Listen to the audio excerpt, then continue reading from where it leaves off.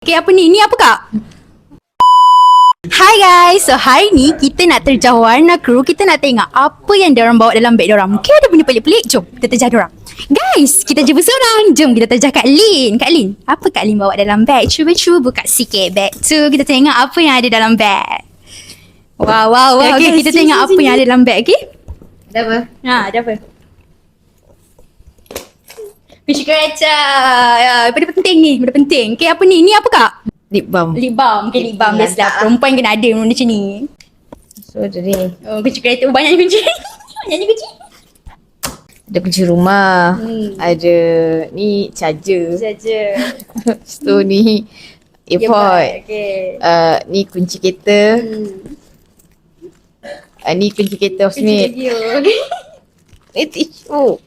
Wallet. Lip tint dengan lip balm.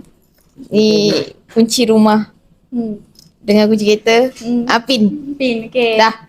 Okay, itu saja. Okay guys. Next, kita pergi ke seterusnya.